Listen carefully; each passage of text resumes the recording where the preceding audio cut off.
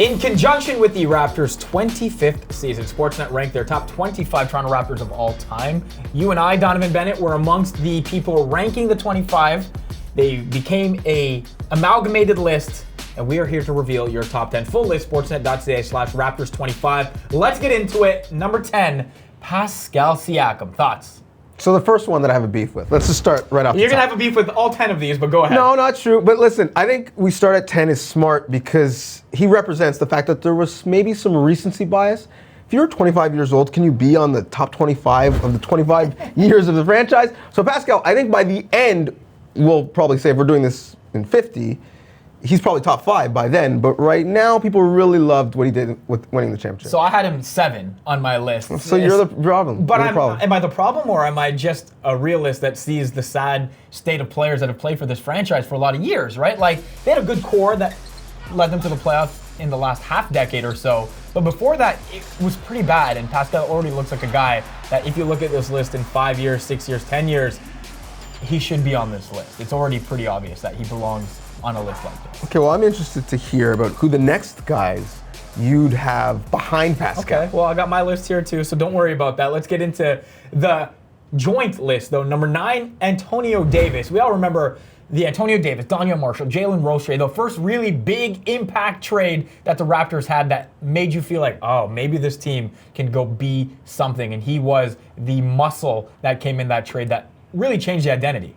It did, and this was the first non-Vince Carter All-Star the Raptors had. Yeah. It was a weak Eastern Conference. Sure, but that's okay. We're not here for that. Shout out to Jamal McGlure, who also made an All-Star game in a weak Eastern Conference. But he gave them some playoff presence in the inside, and so I think he's probably slotted about right. So higher or lower than the next guy on this list at number 8, Jonas Valanciunas, because I had JV higher than AD in my rankings, but I know a lot of Raptors purists, the same ones that you say were here from the beginning, will say Antonio Davis. Well, he just did a little bit more than Jonas Valanciunas. I'm giving it to JV because of the longevity. Yeah. He's here longer. Look at his low post scoring, one of the most efficient low post scorers the franchise has ever had. I had him just below the Mount Rushmore guys. I had him at 6. But also the biggest moment for me was when JV came back and was watching a playoff game after he was traded. Yeah. He really rode for this city hard and still does. We forget how much he evolved too from when he was drafted to when he was actually dealt. He was a legit commodity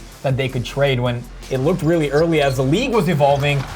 Players like Jonas Valanciunas would be getting iced out. He changed his game to suit the new NBA, and that deserves a lot of respect in my eyes as well. So JV at 8, I feel like that's fair. And if it were not for JV, we would never have itty bitty ballers, and that would be a shame.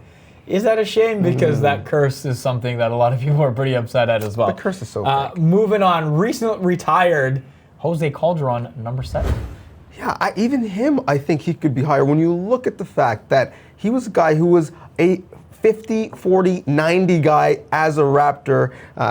Kyle Lowry is going to pass him for all-time assists, but he is still the leader. Turnover to assist ratio, he was always at the top of the league. Just a steady hand, guy who still owns property and has businesses in this city. Now that he's retired, we're going to see him a lot. I think he is one of the foundational pieces of the franchise.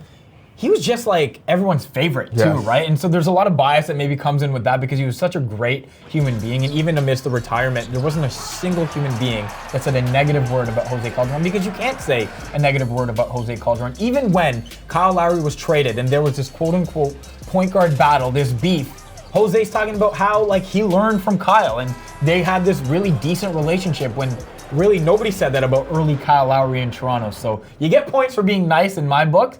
Now, we all know Lowry would, spoiler alert, is going to be the top ranked point guard on this list. There's an argument who should be number 2 between Jose Calderon and the next guy, number 6, Damon Stoudemire. Your thoughts, Mighty Mouse ahead or below Jose? That's tough. It was yin and yang, and really it shows what voters respected. Damon's high was pretty high. It was rookie of the year in his first year. First ever draft pick for the franchise, but wasn't here long, left, bad circumstance. Jose loved being here, had a lovable game, was more lovable than Gravis Vasquez because he had more of a lovable game. The issue, though, is his high was not nearly as high as Damon. Yeah. And so I would have Damon higher, but I can see how voters went both ways. So yeah, there was a flip-flop in these rankings for me. Like I had Jose just above Damon Stoudemire in my votings for the reason, and maybe it's recency again, I'm 8 years old when I see Damon Stoudemire play. I'm a little older seeing Jose Calderon do his thing. But I remember Mighty Mouse. I had the posters. It was amazing to have like that first ever draft. Do you remember the shoes shoes though? No, I don't remember the shoes. Yeah, see, the shoes are fire. So I got to do some work on that. All right.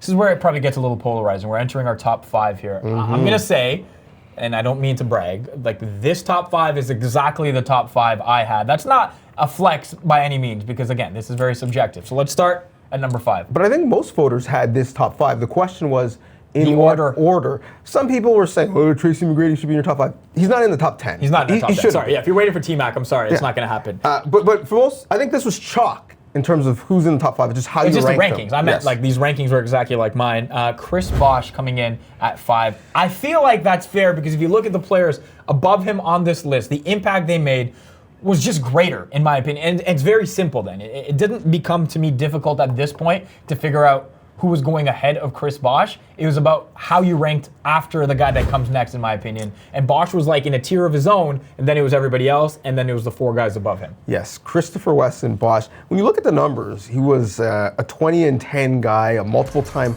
All-Star, shooting 50% from the floor. Was a stretch big, really when there weren't that many stretch bigs at the time. Yeah. The difference, though, because I think his numbers are as good as some of the guys ahead, the impact. Yeah. No one's saying the CB4 era. The CB4 It's true. It kind of came and went, right? Yeah. So that gets him high enough, but part of the criteria we were given as voters was the lasting impact on the franchise. And Bosh's impact is, he left and went to Miami and won a championship. Well, no one can argue the impact of the next guy on this list then, but people would argue where he is on this list. Some wanted him significantly lower, some wanted him, well, near the top. Vince Carter at number 4. And again, I think it's right. The circumstances under which he left were so polarizing, so antagonizing, so anger-inducing that people don't even want him on this list, period. You cannot deny or ignore what he did for basketball in this city, in this country, period.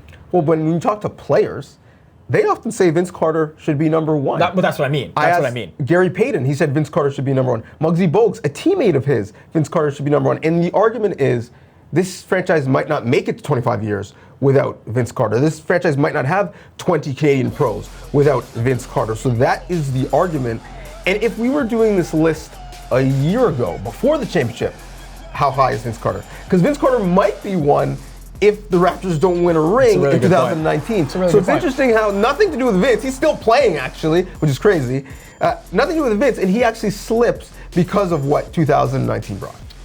I just have a hard time hearing anybody say, oh, well, he needs to be lower. Like, forget playing, period. Just that impact. The fact that people were watching the Toronto Raptors play all across the globe because of Vincent Lamar Carter is enough that he needs to be cemented in the top 4 somewhere. True, but he also had a negative impact. There is a deficit when people were calling him Vince Carter. We're looking back. And he is the face of Americans wanting to lead. Vince Carter. So you have both sides of it. All right, number 3, DeMar DeRozan. Again, feels safe and fair given who the 2 guys above him are. I don't even know if we have to spend a lot of time on this one. No. And again, before he's traded, some people may say he should have been 1, right? Statistical categories, you look at that, DeMar DeRozan is atop a lot of the points ones, right? A lot of the efficiency ones. And it says a lot. Again, a guy who transformed himself as a player over his time in Toronto, so much so that he became the key asset going back for Kawhi Leonard, which, again, is amongst the top 2 here. The loyalty tat, the I got us tweet, there were some scary postseason moments, but always someone the fans love. All right, you ready to argue? Yeah, let's do it. Kawhi Leonard, number 2 on the overall list. I had him at number 2 as well, although I did debate putting him number 1 because I think championship impact, that's what your franchise is about. That's what you play sports for, but he ends up number 2 on this list. Yeah, you're wrong. I mean, you should have stuck to your instinct and had him at number 1. This is a non-starter for me.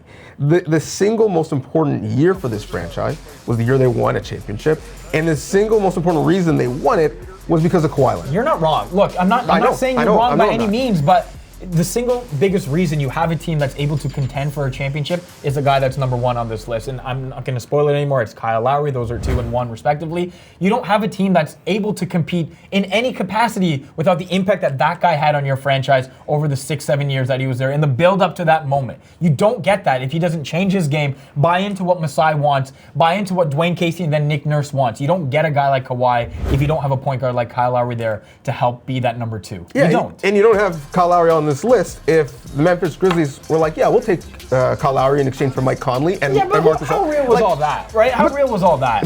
Well, we have Marcus Hall, not Jonas Valanciunas, who's lower on this list because he wasn't on the championship team. My point is, he could have been that important when he almost multiple times in his career was not here. And because of circumstance, and in fact, because he was older than DeMar was traded and he wasn't, Kawhi Leonard, we will have a Sportsnet documentary 15 years from now about the Kawhi effect. That will be greater than the Vince Carter effect, I believe. We will not have a Kyle Lowry documentary.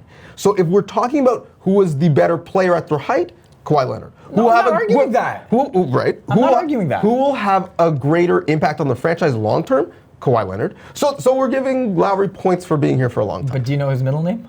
Whose? Kawhi Leonard's, because that feels like that's your thing. No, but I don't know either of their middle names. Cool. All right, listen.